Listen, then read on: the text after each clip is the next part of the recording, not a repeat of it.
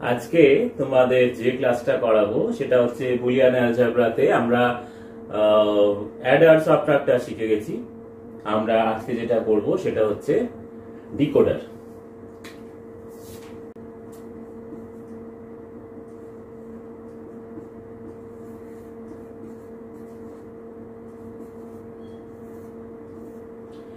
আচ্ছা, ডিকোডারের ক্ষেত্রে দেখো, ডিকোডার হচ্ছে এমন একটা সার্কিট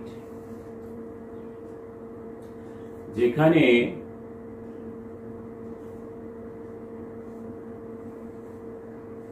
n সংখ্যক ইনপুট যদি থাকে এবং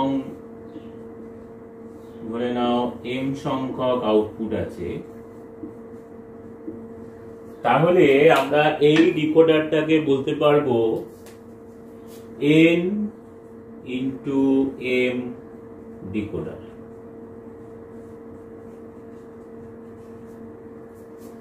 n into m decoder.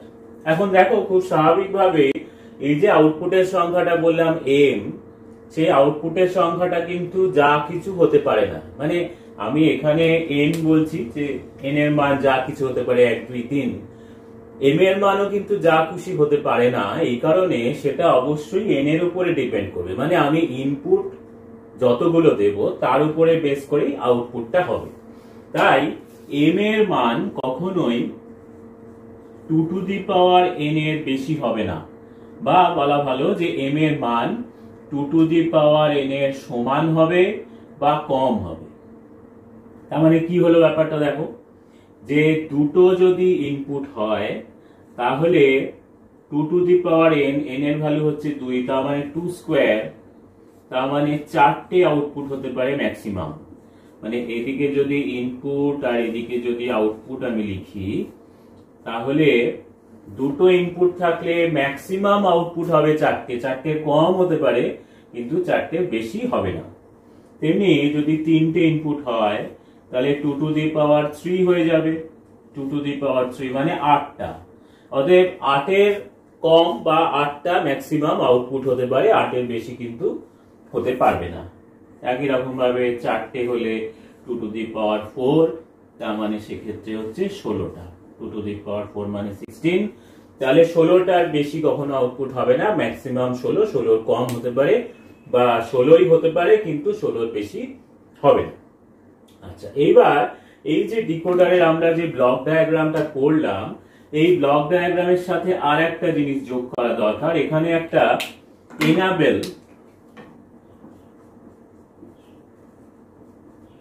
Enable বা এটাকে স্ট্রোব ইনপুট বলা হয়। এনাবেল বা স্ট্রোব ইনপুটের মান যদি 1 হয়, মানে একটাই যেহেতু ইনপুট তাহলে 0 বা 1 হবে। 0 যদি দেওয়া হয় তাহলে এই সার্কিটটা ডিসেবল হয়ে থাকবে, ডিঅ্যাক্টিভেটেড হয়ে থাকবে। তার মানে তখন যদি আমি কোনো ইনপুট এখানে দিই সেই অনুযায়ী কিন্তু আমরা আউটপুট পাবো না, যেহেতু এই সার্কিটটা এনাবেল হয়নি বা ডিসেবল হয়ে আছে বা ডিঅ্যাক্টিভেটেড হয়ে আছে। আমি যখন এখানে 1 দেব তখন এই সার্কিটটা, এখানে আমাদের যে ইন্টারনাল সার্কিট আমরা এখন যেটা করব সেইটা ডিসেবল থেকে এনাবেল হবে এবং তখন ইনপুট গুলো তার করেসপন্ডিং আউটপুট আমরা এখানে পাবো। ইনপুট অনুযায়ী আউটপুট গুলো আমরা পাবো। তাহলে এনাবেল লাইনে 1 থাকতে হবে, তবেই এটা এনাবেল হবে, এই সার্কিটটা এনাবেল হবে বা অ্যাক্টিভেটেড হবে, তখন আমরা সেই অনুযায়ী আউটপুট পাবো। তাহলে আমরা এখানে একটা জিনিস দেখতে পারলাম যে আমাদের ডিকোডার তার মানে হতে পারে 2 ইন্টু 4 বা 3 ইন্টু 8 বা 4 ইন্টু 16, মানে এর চেয়ে বড় হয় 5 ইন্টু 32 হবে, 6 হলে 64 হবে। কিন্তু বেশি বড় নিয়ে করলে, মানে বেশি বড় এক কথা হচ্ছে আমাদের প্রশ্নে আসবেও না। আর যদি প্র্যাকটিক্যালি কোথাও দরকার পড়ে সেটা আমরা আরো বড় জায়গাতে করতে পারবো। এখন আমাদের সেটা করার দরকার নেই। আমরা এখন শুরু করছি, আমরা 2 ইন্টু 4 ডিকোডার দিয়ে আমরা ইনিশিয়ালি শুরু করছি। আচ্ছা, তাহলে 2 ইন্টু 4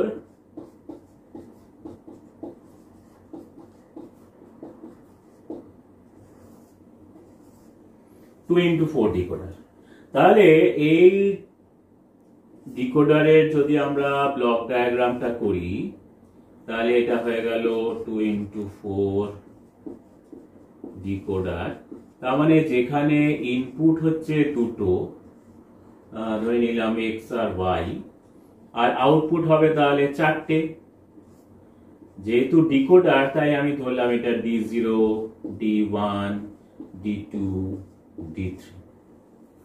ঠিক আছে, এইবার যদি আমরা এটা ট্রুথ টেবিল করি,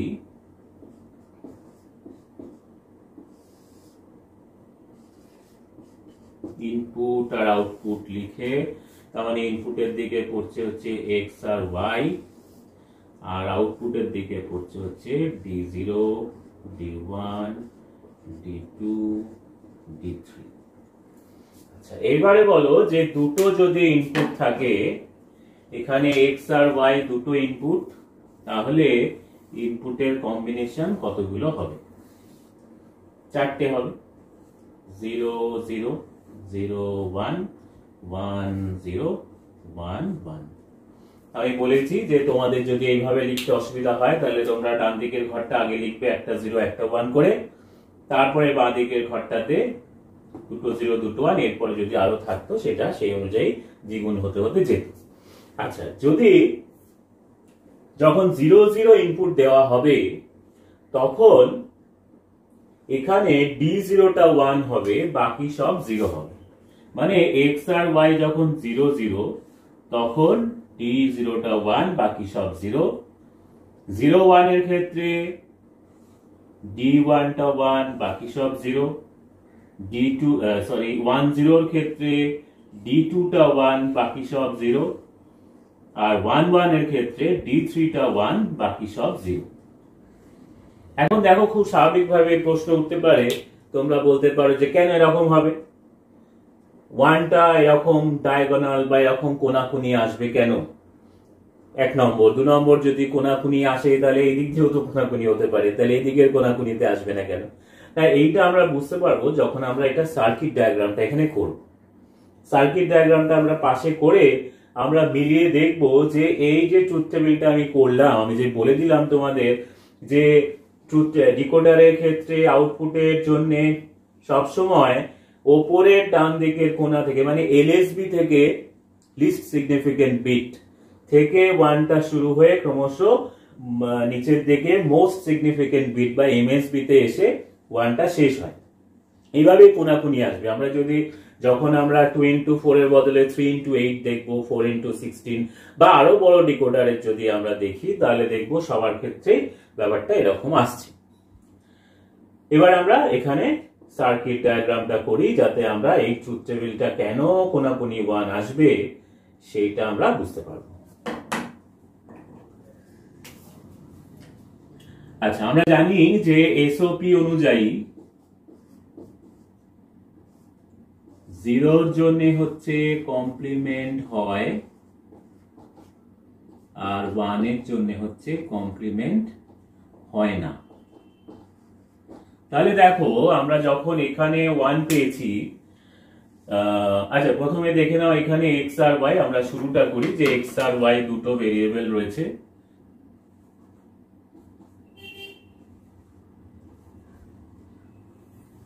এটা x এর চ্যানেল, এটা y এর চ্যানেল। আচ্ছা, এবারে আমরা দেখছি যে D0 তে 1 রয়েছে, প্রথম রোতে, ফার্স্ট রোতে D0 তে 1 রয়েছে। তখন ইনপুটে আছে হচ্ছে x এ 0, y তে 0। অ্যাকর্ডিং টু এসওপি আমরা জানি 0 এর জন্য কমপ্লিমেন্ট হবে, তার মানে x এ 0, y তে 0, মানে x বার y বার। ঠিক আছে, তাহলে x বার মানে হচ্ছে x থেকে একটা নট গেট বসিয়ে এটা রয়ে গেল x বারের চ্যানেল, আর এখান থেকে একটা নট গেট বসিয়ে এটা হয়ে গেল y বারের চ্যানেল। তাহলে প্রথমেই হচ্ছে কি D0 তে হচ্ছে আমরা দেখলাম x এ 0, y তে 0, তার মানে x বার y বার। তাহলে আমি x বার নিলাম, y বার এখান থেকে নিলাম, নিয়ে এসওপি মানে হচ্ছে সমস্ত কটা টার্ম গুণফলের আকারে আসবে, তার মানে গুণফল মানে হচ্ছে এন্ড গেট, তার মানে এটা হয়ে গেল D0।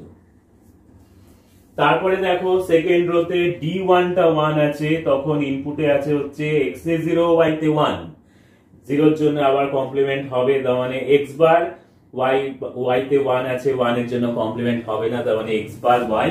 তাহলে এখান থেকে আমরা নিলাম x বার, এখান থেকে নিলাম y, এন্ড করে দিলাম।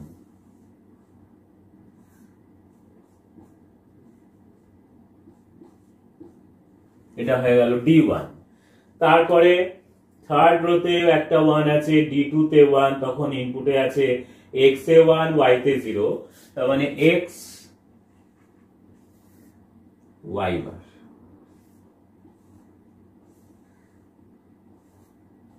x y বার, এটা হচ্ছে D2। আর লাস্টে হচ্ছে দেখো যখন লাস্টের রোটাতে D3 তে 1 আছে, তখন ইনপুটে আছে x এ 1 y তে 1, তার মানে x y, এটা x, এটা y,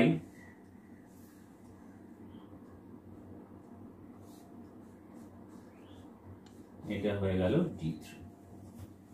তাহলে আমরা এইবারে আমরা মিলিয়ে দেখব যে আমরা যে এখানে কোনাকুনি 1 বসিয়ে দিলাম, সেই 1টা বসালে কি কোনো ভুল হচ্ছে নাকি না সেটাকে আমরা জাস্টিফাই করতে পারছি। আচ্ছা, প্রথমে ধরো আমি মাঝখান থেকে একটা স্টেট দেখি, তাই না? প্রথম থেকেই দেখি, প্রথমে আমরা দেখছি 0 0। তাহলে দেখো x এ দিয়েছি 0, y তেও দিয়েছি 0। x এ 0 মানে x বার হবে 1, কারণ x আর x বার একে অপরের বিপরীত। y তে 0 মানে y বার হবে 1। এবার এখানে x বার y বার, দেখো x বারে আছে 1, y বারে আছে 1, তার মানে এটা হয়ে যাবে D0 তে 1। যেহেতু এন্ড গেটে সবকটা ইনপুট 1 হলে আউটপুট 1 হয়, এখানে x বারও 1 পড়েছে, y বারও 1 পড়েছে, তাহলে এটা আউটপুট হবে 1।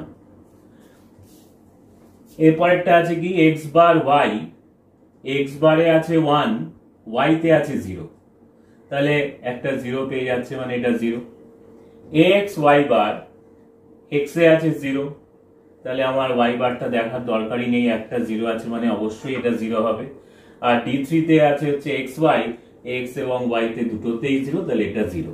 তাহলে দেখো কি দাঁড়ালো যে যখন x এ 0 এবং y তে 0 থাকবে, তখন D0 টা 1, বাকি তিনটেই 0।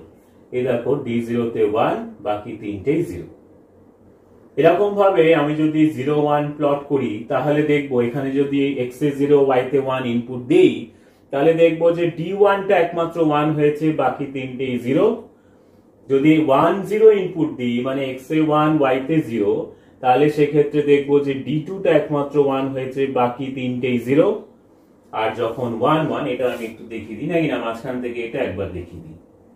1 0, মানে x এ হচ্ছে 1, y তে হচ্ছে 0। x এ 1 মানে x বার হয়ে যাবে 0, আর y তে 0 মানে y বার হয়ে যাবে 1।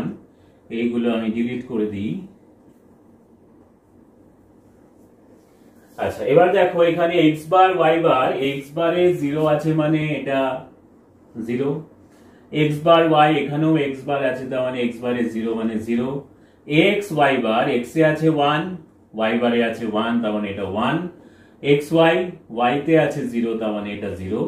তাহলে যখন x এ 1 y তে 0, যখন x এ 1 y তে 0, তখন হচ্ছে D2 টা 1, D2 তে 1, বাকি তিনটেই 0। তাহলে আমরা যদি এরকম ভাবে ট্রুথ টেবিল অনুযায়ী, লজিক ডায়াগ্রাম অনুযায়ী ট্রুথ টেবিলটাকে প্লট করি, তাহলে দেখতে পারবো যে সবসময় এরকম ওপরের ডান দিকের কোণা থেকে শুরু হয়ে 1টা নিচের বাঁ দিকের কোণায় এসে শেষ হয়েছে।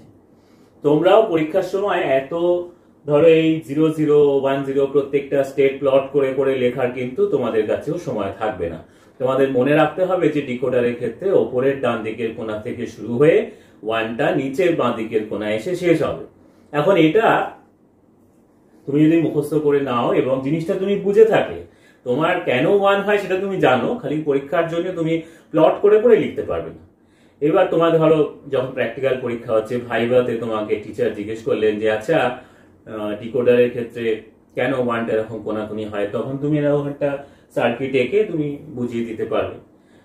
তো পরীক্ষার সময় তোমাকে এটা মনে রাখতে হবে যে উপরের ডান দিকের কোণা থেকে শুরু হয়ে নিচের বাঁ দিকের কোণা এসে শেষ হয়। আর যদি একান্তই ভুলে যাও যে কোন দিকে ওয়ানটা ছিল, এলএসবি থেকে এমএসবির দিকে না এমএসবি থেকে এলএসবির দিকে, তাহলে সেক্ষেত্রে এরকম একটা এঁকে নিয়ে সেটাকে প্লট করে একটু দেখে নিও। প্রথম দুটো স্টেপ যদি প্লট করে দেখে নাও, যদি ভুল না করো, তাহলে বুঝতে পেরে যাবে পরের গুলো কি হতে চলেছে, কিরকম হবে।